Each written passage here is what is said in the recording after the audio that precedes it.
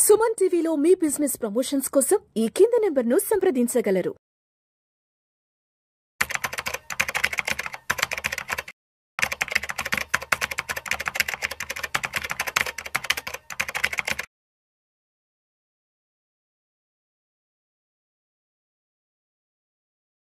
నమస్తే రేవంత్. నమస్తే అండి Revanth, welcome to Vishnu talks. Thank you.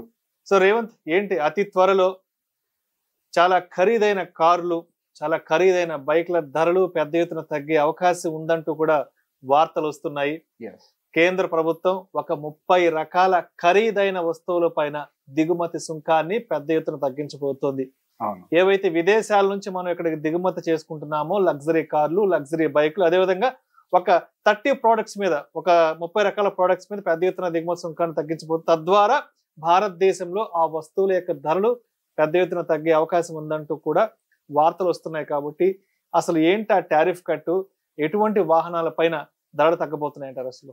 So basic గా 150% నుంచి 70% వరకు కూడా టారిఫ్స్ కట్స్ తీసుకొచ్చే అవకాశం ఉంది అని చెప్పేసి డిస్కషన్ జరుగుతోంది. సో మన మీద యుఎస్ టారిఫ్ వేసే ముందు మనము యుఎస్ ప్రొడక్ట్స్ మీద టారిఫ్స్ తగ్గించే ప్రయత్నం చేస్తున్నాం. ఓకే, సో రీసెంట్ గా మనకు అంతా సోషల్ మీడియాలో సర్క్యులేట్ అవుతుంది. దాని ప్రకారం హార్లీ డేవిడ్సన్ అనేది చీపర్ కాబోతోంది అని చెప్పి. సో మనకున్న డేటా ప్రకారం మనకు కనిపిస్తుంది ఏంటి అంటే 1600cc అండ్ అబౌవ్ బైక్స్ ఉన్న వాటి మీద 50% ఇప్పటి వరకు కూడా ఏదైతే ఇంపోర్ట్ ఛార్జ్ ఉందో అది 30% కి తీసుకొస్తాము. అదే స్మాలర్ వన్స్ మీద అయితే కనుక 50% ఉంది, దాన్ని 40% కి తీసుకొస్తాము అనే డిస్కషన్ కూడా జరుగుతుంది. అండ్ దాంతో పాటుగా వెహికల్స్ కి సంబంధించి కూడా ఏవైతే ఇంపోర్ట్ అవుతాయో $40,000 అంటే సుమారుగా 35 లక్షల రూపాయల కార్లు ఏవైతే ఇంపోర్ట్ అవుతాయో వాటి మీద పర్టికులర్ గా కొంచెం ట్యాక్స్ రేట్ కట్ అనేది కొంచెం ఎక్కువగా కనిపిస్తుంది. వాటి మీద దాదాపుగా 125% ఎర్లియర్ ఉండేది, ఇప్పుడు దాదాపుగా దాన్ని 70% కి తీసుకొచ్చారు. ఒక హ్యూజ్ కట్ అంతా కూడా మనకి ఇక్కడ ఎక్కువగా కనపడుతుంది. సో బేసిక్ గా మనకి ఇక్కడ చీపర్ ప్రైస్ లో వస్తుంది అని అంటే యాక్చువల్ గా వచ్చే ప్రోడక్ట్స్ అన్ని కూడా luxury products where common man can't afford. So basic గా లగ్జరీ ప్రోడక్ట్స్ మాత్రమే ఇక్కడ ఎక్కువగా మనకి ట్యాక్స్ కట్ అనేది కనిపిస్తుంది. సో ఇట్స్ క్లియర్ అంటే ఇండియా మీద యుఎస్ ఎటువంటి టారిఫ్స్ వేయకుండా ఉండే ప్రయత్నం మన ఇండియా ఇక్కడ చేస్తుంది. ఒక రకంగా అది మంచిగా చేయడం అంటే మంచిగానే చెప్పుకోవాలి. ఒకవేళ యుఎస్ కనుక ఇండియా మీద టారిఫ్స్ వేసింది అంటే డెఫినెట్ గా ఇప్పటికే ఆల్రెడీ మన స్టాక్ మార్కెట్ అనేది కొంతవరకు స్ట్రగుల్ అవుతుంది. గోయింగ్ ఫర్దర్ మరింత స్ట్రగుల్ అయ్యే అవకాశాలు ఉంటాయి. సో స్ట్రగుల్ నుంచి తప్పించుకునే ప్రయత్నం ముందుగానే కొన్ని జాగ్రత్త చర్యలను అయితే ఇండియా తీసుకుంది.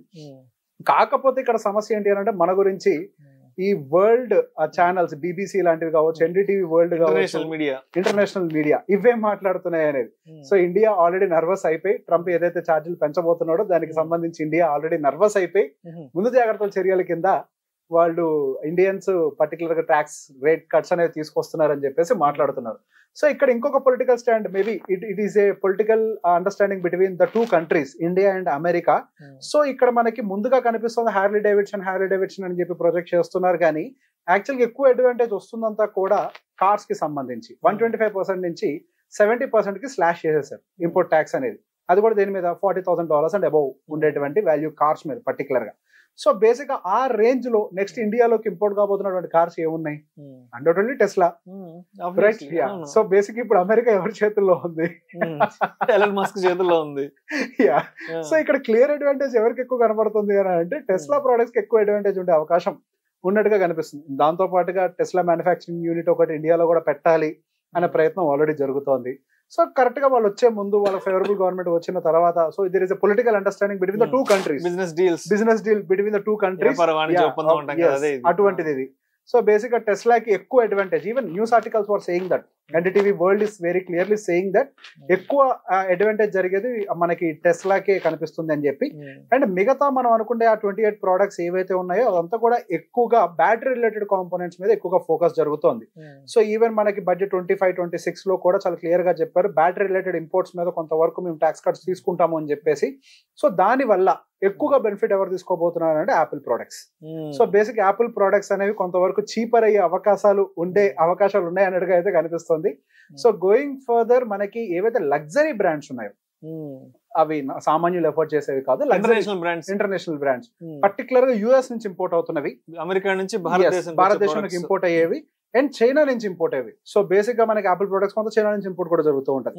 సో ఎక్కువగా యుఎస్ ఆరిజిన్ ఉన్నటువంటి ప్రోడక్ట్స్ మీద మనకి ఈ ట్యాక్స్ స్లాష్ అనేది కనిపిస్తుంది. ఎస్, సో ఈ పర్టికులర్ ఇదంతా కూడా ఒక జియో పొలిటికల్ అడ్వాంటేజ్ మీద నడుస్తుంది, అది సామాన్యుడి గురించి నడిచేది అయితే కాదు.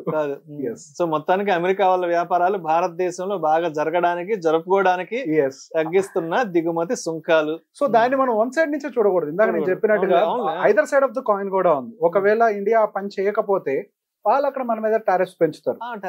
సో మన ఇండియన్ కంపెనీస్ అక్కడ బిజినెస్ చేయడం అనేది లిటరల్లీ టఫ్ అవుతుంది. మన ఇండియా పర్టికులర్ గా హైదరాబాద్ మహానగరం ఫార్మాసిటికల్ కి క్యాపిటల్ అని అంటాం మనం.